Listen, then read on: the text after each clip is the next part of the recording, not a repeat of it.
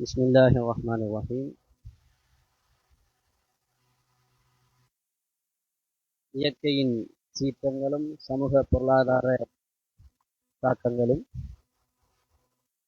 என்ற நண்பர் ரசாக் முகமது அலி அவர்களுடைய இந்த நூல் வெளியீட்டு நிகழ்வுக்கு வருகை தந்திருக்கின்ற இந்த நூல் வெளியீட்டு நிகழ்வின் பிரதம அறிவி என்று மதிப்புக்குரிய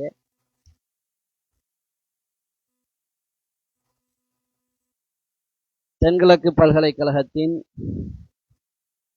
பீடாதிபதி மதிப்புக்குரிய ஃபாசில் சார் அவர்களே,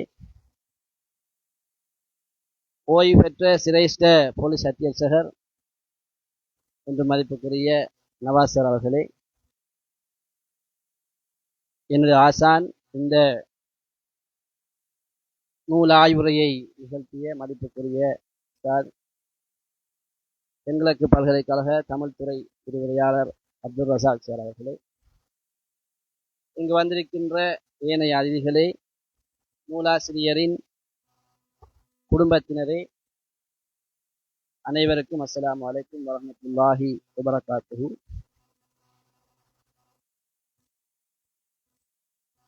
ரசாக் முகமது அலி எப்போதும் எங்களை அடிக்கடி வந்து சந்திக்கக்கூடியவர், மிகவும் துடிதுடிப்பானவர். ஏதாவது ஒரு வேலையை பொருட்படுத்தால் அந்த வேலையிலேயே கண்ணாயிருப்பவர். அவர் அந்த வேலையை செய்து முடிக்கும் வரைக்கும் உண்மையிலே துடிதுடித்துக் கொண்டுதான் இருப்பார். அந்த துடிதுடிப்பையும் அந்த வேகத்தை நாங்கள் அண்மையில் எமது கலாச்சார மத்திய நிலையத்தின் விழா ஒன்றிலே கண்டோம்.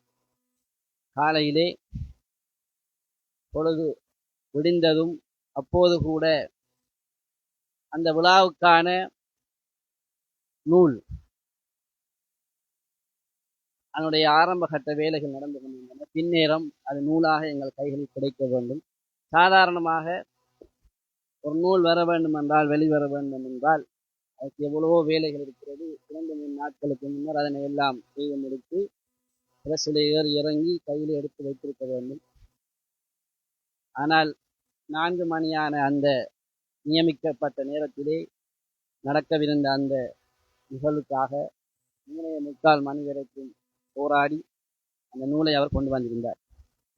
இந்த நூல் வெளிவருகின்ற சந்தர்ப்பத்தில் கூட இவர் ஒரு டேட்டை என்னிடம் சொல்லியிருந்தார்.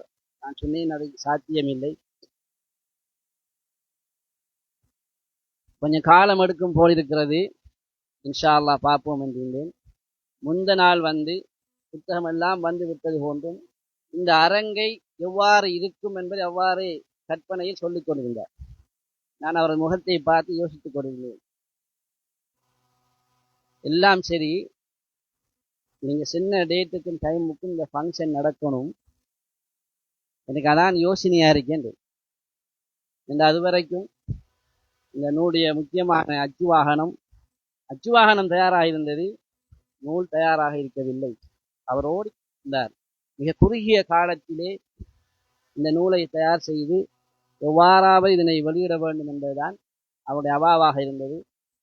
அவருடைய முயற்சியை தாண்டி இப்போது இங்க இருக்கின்ற அந்த சபையினர் அவருக்கு மிகவும் பக்கபலமாக இருந்தார்கள் என்றுதான் நாங்கள் சொல்ல வேண்டும். அவர் தென்கிழக்கு பல்கலைக்கழகத்தில் சுமார் 3 தசாப்த காலம் உத்தியோகத்தராக கடமையாற்றியவர். நூலக விதிமுறைகளை அறிந்தவர். அங்குள்ள மாணவர்களோடு பழகி, விரிவுரையாளர்களோடு பழகி அந்த அனுபவத்தை பெற்றவர். அதற்கு சான்றாகத்தான், அவருடைய உறவுக்கு சான்றாகத்தான் இன்று அந்த பல்கலைக்கழகத்தின் பீடாதிபதி இங்கு வந்திருக்கின்றார். அதே போன்று எனது மதிப்புக்குரிய ஆசிரியர் அவர்கள் இந்த நூலுக்கு பின்னால் ரசாக் அலியோடு சேர்ந்து ஓடி இந்த நூலை வழித்தவர்களுக்கு உதவி இருக்கின்றார். அந்த வகையில் அவருடைய இந்த முயற்சி வெற்றி பெற்றிருக்கிறது. இன்னும் வெற்றி பெற வேண்டும் என்று நான் அல்லாஹ்விடம் பிரார்த்தித்துக் கொள்கின்றேன். உண்மையில் அல்லாஹு தஆலா அனர்த்தங்களை பற்றி ஒரு வார்த்தையை, தெளிவான ஒரு வார்த்தையை சூரத்து ரூமிலே 41வது அத்தியாயத்திலே சொல்கின்றான். லஹரல் ஃபஸாது ஃபில் பர்ரி வல் பஹ்ரி பிமா கஸபத் ஐதின் நாஸ். இந்த கடலிலும் நிலத்திலும் ஃபஸாத் என்பது வெளிப்படுவதற்கான காரணமாக அல்லாஹு தஆலா சொல்கின்ற விடயம் மனிதர்கள் தங்களுடைய கைகளால் சம்பாதித்துக் கொண்ட விஷயங்கள் என்று அல்லாஹ் தஆலா சொல்லுவார். மனிதர்கள் தங்களது கைகளால் சம்பாதித்துக் கொண்டவை. அதனால்தான் கடல் மற்றும் நிலத்திலே பசாது குழப்பங்கள் ஏற்படுகின்றது என்று குர்ஆனுடைய வாக்காக இருந்து கொண்டிருக்கின்றது. அல்லாஹு தஆலா இந்த உலகிலே மனித உயிரினத்தை படைத்துவிட்டு அந்த மனித உயிரினத்திடமிருந்து எதிர்பார்க்கின்ற விடயத்தை சாலிஹ் அலைஹிஸ்ஸலாத்து வஸலாம் அவர்கள் தன்னுடைய சமூகத்துக்கு சொல்கின்ற விடயத்தை சூரத்துல் ஹூதிலே சொல்லி காட்டுகின்றான். 61வது வசனத்திலே அல்லாஹு தஆலா எங்களை இந்த உலகத்திலே படைத்து வல்லதி அன்ஷாக்கும், அவன்தான் இங்கு உருவாக்கினான், அவன் எங்களிடம் இந்த உலகத்தை இமாரத் செய்ய வேண்டும் என்று வேண்டிக் கொண்டிருக்கிறான் என்று சாலிஹ் அலைஹிஸ்ஸலாத்து வஸலாம் அவர்கள் சொன்னார்கள். இந்த உலகத்திலே மனிதர்கள் ஏனைய உயிரினங்கள் வாழக்கூடிய அளவுக்கு உருப்படுத்தி எடுக்க வேண்டும், ஒழுங்காக்கி எடுக்க வேண்டும் என்பது அல்லாஹ்வுடைய கட்டளையாக இருந்து கொண்டிருக்கின்றது. இந்த உலகம் அழகாகத்தான் இருக்கிறது. மலைகள் மலைகளாக இருக்கின்றன, மரங்கள் வளர்ந்து காடாக இருக்கிறது, நதிகள் இயற்கையாக ஓடிக்கொண்டிருக்கிறது. ஆனால் அவ்வாறு இயற்கையாக இருக்கின்ற சந்தர்ப்பத்திலே ஏன் அதனை விசேஷமாக உருப்படுத்தி எடுக்க வேண்டும் என்று எங்களுக்கு தோன்ற முடியும். நதிகள் இயற்கையாக ஓடிக்கொண்டிருந்தால் அது ஓடிக்கொண்டிருக்கும், காடுகள் இயற்கையாக வந்திருந்தால் வந்து கொண்டிருக்கும், மலைகள் இருந்தால் மண் இருந்தால் எல்லாம் இயற்கையாக இருக்கும். அதற்கு மேலதிகமாக செய்வதற்கு என்ன இருக்கிறது? செய்வதற்கு இருக்கிறது. இந்த உலகத்திலே மனிதன் வாழ வேண்டும் என்றால் வாழ்வதற்கான இடம் வேண்டும். உறையுள் என்பது மிக அடிப்படை தேவைகளில் ஒன்றாக இருக்கிறது. இந்த உலகத்திலே சாதாரணமாக வாழக்கூடிய உயிரினங்களை தாண்டி மனிதனுடைய வாழ்க்கைக்காக தேவை. உதாரணமாக மாடு ஆடு வாழ வேண்டும் என்றால் அது காட்டிலே சும்மா வாழ முடியாது. அதற்கென்று காலை கட்டி அவற்றை வாழ வைக்க வேண்டும். அதற்கு ஒரு அபிவிருத்தி வேலை தேவையாக இருக்கிறது. நாங்கள் பயணிப்பதற்கு வீதி தேவையாக இருக்கிறது. எனவே இந்த மலைகளை உடைத்துத்தான் பாதைகள் போடப்பட வேண்டும். இந்த மண்ணை அகன்றுதான் வீடுகள் கட்டப்பட வேண்டும். இந்த மரத்தை வெட்டித்தான் எங்களுக்குரிய இவ்வாறான தளபாடங்களை செய்ய வேண்டும். செய்வதில் எந்த தவறும் இல்லை, செய்தான் வாழ வேண்டும். காடுகளை அழிக்கவே கூடாதுன்னு சொல்ல முடியாது. மரத்தை வெட்டினால்தான் தளபாடங்கள் செய்ய முடியும். மலைகளை உடைத்தால்தான் வீடுகள் கட்ட முடியும். மண்ணை அகன்றால்தான் வீடுகள் கட்ட முடியும். ஆனால் எவ்வாறு கட்டுவது, எவ்வாறு செய்வது, இதைத்தான் நாங்கள் விளங்கிக் கொள்ள வேண்டும். இங்குதான் நாங்கள் தவறு விடுகின்றோம். இந்த உலகத்திலே இப்போது பேசிக் கொண்டிருக்கின்ற மிக முக்கியமான ஒரு விஷயம்தான் சஸ்டைனபிள் டெவலப்மெண்ட் என்று சொல்லப்படுகின்ற விடயம், நிலைபெறான அபிவிருத்தி. நிலைபெறான அபிவிருத்தியை நாங்கள் நோக்குகின்ற போது அதுக்குரிய வரைவிலக்கணத்தை சொல்வார்கள். நாங்களும் இந்த உலகத்தின் வளங்களை பாவித்துக் கொண்டு அனுபவித்துக் கொண்டு எதிர்கால சந்ததிக்கும் அனுபவிக்கக்கூடிய ஒரு நிலைமையை நாங்கள் ஏற்படுத்துவோம். எதிர்கால சந்ததியும் இந்த வளங்களை பயன்படுத்தக்கூடிய ஒரு நிலைமையை நாங்கள் ஏற்படுத்துவதால் நிலையான அல்லது நிலைபெறான அபிவிருத்தி என்று சொல்லப்படும். நாங்கள் அனுபவிக்கலாம், அடுத்தவனும் அனுபவிக்க வேண்டும். இப்போது நாங்கள் எதிர்கொள்கின்ற மிகப்பெரிய ஒரு சவால் இதுதான். கன்சியூமரிசம் என்று சொல்லப்படக்கூடிய நுகர்வியம் என்ற ஒரு நிலைப்பாடு எமது சமூகத்திலே அதிகரித்து இன்றைக்கே எல்லாவற்றையும் நுகர்ந்து விட வேண்டும், இன்றைக்கே எல்லாவற்றையும் சாப்பிட்டு விட வேண்டும் என்ற எண்ணம் எனக்கு மத்தியிலே வலுப்பெற்றிருக்கிறது. அதான் பிரச்சனை. நான் இப்போது காலையிலே சம்பாந்துறையிலே ஒரு நிகழ்விலே கலந்து கொண்டு வந்து கொண்டிருக்கும் போது என்னுடைய மகன் கோழியை பார்த்து பெண் என்று சொன்னார். நான் வைஃபுடன் சொன்னேன், ஆண் கோழி பெட்டை கோழிக்கு நாங்கள் ஒவ்வொரு பேர் வச்சிருக்கோம், நாம படிச்சிருக்கோம்.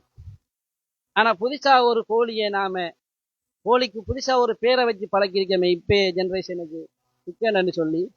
இப்ப நாங்க பிள்ளைகளுக்கு காட்டக்கூடிய கோழி என்றா காட்டக்கூடிய கோழி எல்லாம் எதுவாக இருக்கிறது? இந்த பாய்லர் தானே காட்டிக் கொண்டிருக்கின்றோம். எனவே கோழி என்றா இது என்கிற அளவுக்கு இந்த பாய்லர் சிக்கன் இந்த சமூகத்திலே அதிகரித்திருக்கிறது. சாதாரணமாக வெள்ளிக்கிழமை மாத்திரம் சாப்பிட்டு வந்த கோழி ஒவ்வொரு நாளும் ஒரே நாளில் பல தடவைகள் என்று சாப்பிடக்கூடிய அளவுக்கு நுகர்வியம் அதிகரித்திருக்கிறது. அது கொண்டு வந்த விளைவுதான் நாங்கள் இப்போது பேசிக்கொண்டிருக்கின்ற பசாத். எங்களுக்கு தெரியும், இந்த இப்போதுதான் நான் வருவதற்கு முன்னர் எங்களது சகோதரர் சிராஜ் மசூர் அவர்கள் வந்திருக்கிறார்கள். அவருடைய ஆர்டிக்கலையும் பார்க்க கிடைத்தது சம்மாந்துறையில் வைத்து. நாங்கள் அதை பற்றி தான் பேசிக் கொண்டிருக்கிறோம். அதாவது அனர்த்தம் என்பது தித்வாவாக இருக்கட்டும் அல்லது வேறு எந்த அனர்த்தமாக இருக்கட்டும், அந்த அனர்த்தம் என்பது ஏற்படுத்துகின்ற வடுக்கள் தான் மிகவும் மோசமானது. அனர்த்தம் என்பது இயற்கையானது. அனர்த்தம் எப்போதும் வரும். அனர்த்தம் வராவிட்டால் இந்த உலகத்தின் நியதியாக அது இருக்கிறது. அனர்த்தம் வராவிட்டால் உலகம் இல்லை. ஆனால் அது ஏற்படுத்துகின்ற வடுவை பற்றித்தான் நாங்கள் கவலைப்பட வேண்டியிருக்கிறது. உதாரணமாக அனர்த்த முகாமைத்துவத்தை பற்றி பேசுகின்றவர்கள் 3 வகையான ஆறுகளை பற்றி பேசுவார்கள். அந்த அனர்த்தத்தை குறைப்பது, அந்த அனர்த்தத்திற்கு அது ஏற்பட்டவுடன் அதிலிருந்து எவ்வாறு நாங்கள் மீண்டெழுவது, அதன் பின்னர் அந்த அந்த அனர்த்தத்தை எவ்வாறு ஃபேஸ் பண்ணுவது, எதிர்கொள்வது, அதன் பின்னர் அந்த அனர்த்தத்திலிருந்து எவ்வாறு மீண்டெழுவது என்று 3 வகையான ஆறுகளை பற்றி பேசுவார்கள். அனர்த்தம் என்பதை நாங்கள் குறைக்க முடியாது என்றால் எங்களுக்கு தெரியும். இந்த தித்வாவை மையப்படுத்தி இந்த நூலை நாங்கள் பேசிக் கொண்டிருக்கிறோம், வெளியிட்டுக் கொண்டிருக்கிறோம். இந்த தித்வா என்பது ஆரம்பத்தில் இந்த கிழக்கு மாகாணத்தை தாக்குவதாக சொல்கின்றார்கள். மாத்தறை பக்கத்திலிருந்து வந்த அந்த புயல் தாக்கம் என்றிருந்தால் நிச்சயமாக அது அம்பாறை மட்டக்களப்பை தாக்கியிருக்க வேண்டும். அந்த இரவு நாங்கள் அவ்வாறு ஒரு ஒரு அச்சத்தில் இருந்தோம். எல்லோரும் அதைத்தான் பார்த்துக் கொண்டிருந்தார்கள். மத்திய மாகாணத்தில் இருந்தவர்கள் கூட அதைத்தான் பார்த்துக் கொண்டிருந்தார்கள். ஆனால் மீண்டும் அல்லாஹ்வுடைய ஏற்பாடு, மேற்புறத்திலிருந்து இன்னொரு புயல் வந்து இரண்டும் சேர்ந்து மத்திய மாகாணத்தை தாக்கக்கூடிய, மிக மோசமாக தாக்கக்கூடிய நிலைமை ஏற்பட்டுள்ளது. எனவே இந்த அனர்த்தத்தை குறைப்பதென்பது எமது கைகளில் இல்லை, குறைக்க முடியாது. அல்லாஹ்வுடைய கைகளில் இருக்கின்ற விடயம் அது. எவ்வளவு மழை பொழிய வேண்டும், எவ்வாறு பொழிய வேண்டும் என்பதை தீர்மானிக்கின்றவன் அல்லாஹு தஆலா. நாங்கள் இன்று பேசிக் கொண்டிருக்கிறோம். இந்த வானிலை அவதானங்கள், அந்த அவதானிப்புகள் விட்ட தவறுகளை பேசிக்கொள்வது தவறுகள் தான். ஆனால் அவை எல்லாவற்றையும் தாண்டி ஒரு சக்தியாகத்தான் அல்லாஹு தஆலா இருந்து கொண்டிருக்கின்றான். அதை நாங்கள் குறைக்க முடியாது, அது வரும். ஆனால் அதை எவ்வாறு நாங்கள் ஃபேஸ் பண்ண போகிறோம், அந்த அனர்த்தத்துக்கு எவ்வாறு முகம் கொடுக்க போகிறோம் என்பதுதான் மிக முக்கியமானது. அதிலும் நாங்கள் காலாகாலமாக தவறு விட்டுக் கொண்டிருக்கின்றோம்.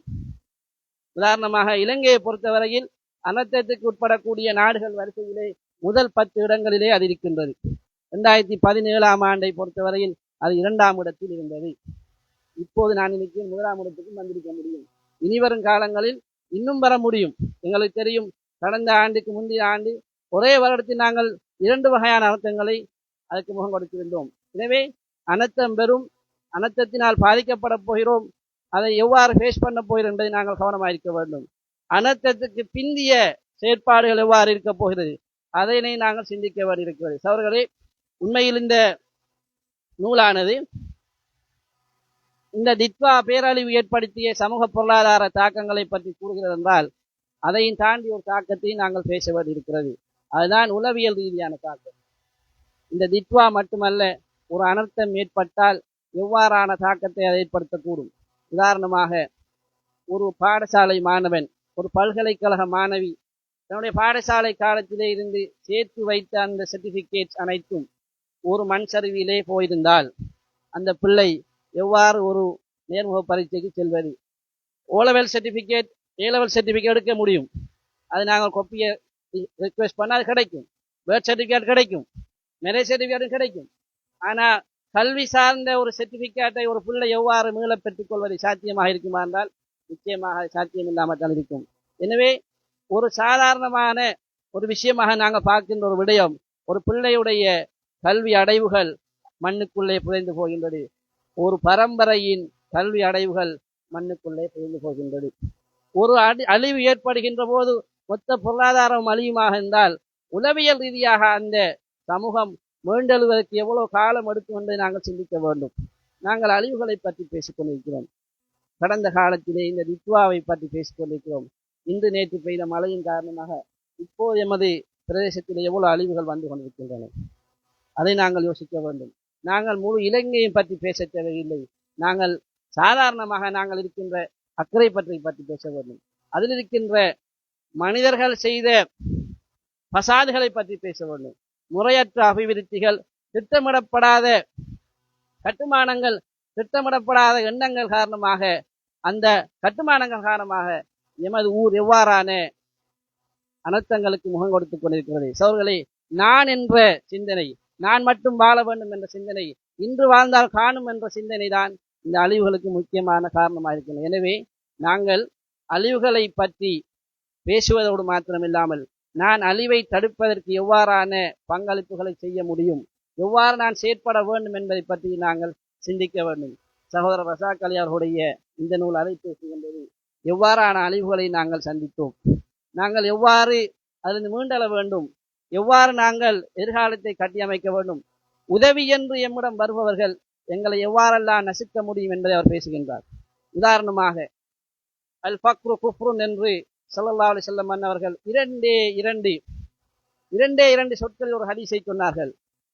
ஏழ்மை என்பதென்று நாங்கள் தமிழிலே ஒரு சொல்லை போட்டு மொழிபெயர்ப்போம்.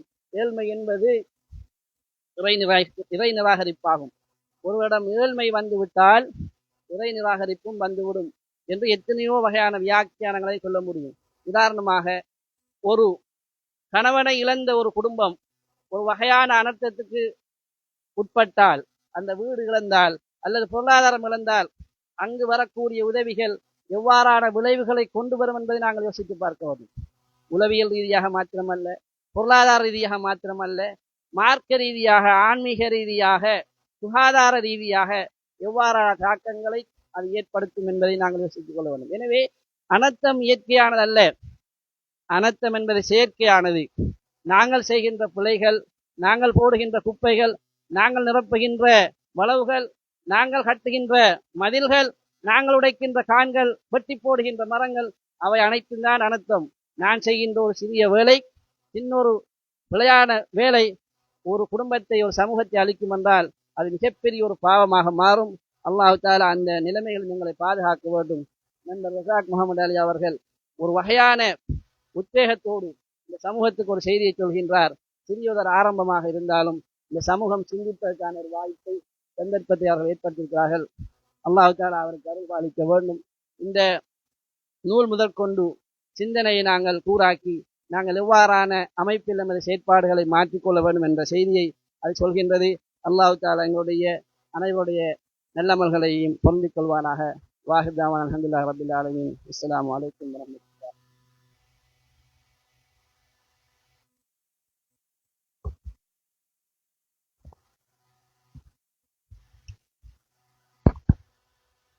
இதுவரைக்கும் உரை நிகழ்த்திய இன்றைய நிகழ்வின் தலைமை அக்கரைப்பற்று பிரதேச செயலகத்தினுடைய உதவி பிரதேச செயலாளர் பன்னூலாசிரியர்